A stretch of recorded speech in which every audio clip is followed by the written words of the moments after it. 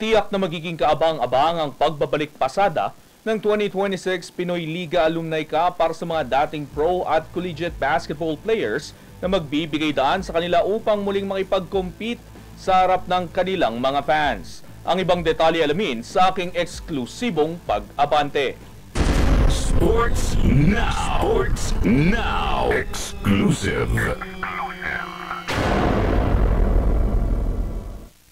Magbubukas ang panibagong pagkakataon sa susunod na taon para sa mga dating pro at collegiate basketball players ang 2026 Pinoy Liga Alumni Cup na magbibigay daan sa kanila upang muling makipag-compete sa isang mas bukas at mas malapit na setting para sa mga fans. Sa eksklusibong panayam ng Abante Sports Now, ipinahayag ni Mac Andaya malaking pagkakaiba ang paglalaro sa alumni tournament kumpara sa profesional na liga. Pro kasi talagang siyempre bread and butter, natin na sinisweldoan tayo doon, nasa kontrata tayo.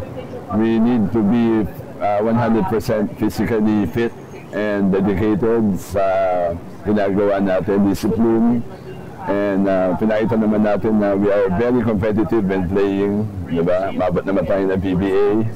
And now as an alumni, we are older, we are a little bit fatter, overweight, pero the competitiveness hindi nawawala. Idinagdag niya rin na ang alumni games ay hindi na kasing tindi ng pinsala o sakitan dahil mas nakatunan sila sa iba pang responsibilidad gaya ng negosyo o trabaho. Mabot naman tayo ng PBA.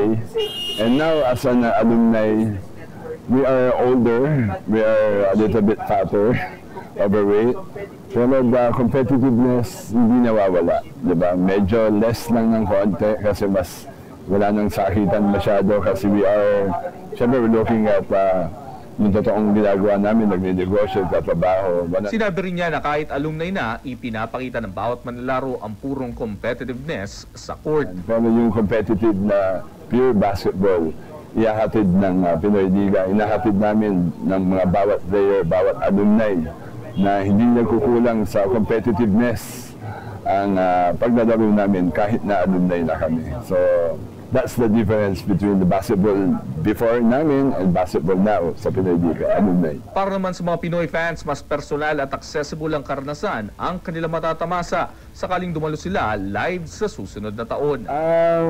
Mas maganda ngayon kasi mas makakasama niyo na kami. When you watch live, you can interact with us anytime. Wala nang masyadong restrictions. We are open to discussion, mingling with fans. Lalo na yung mga nakaka-appreciate sa amin, mga fans namin, yung mga dati na nandyan pa rin hanggang ngayon. You can come there in the games, watch us play. Hindi naman nawawala, nababawasan yung competitiveness ng basketball.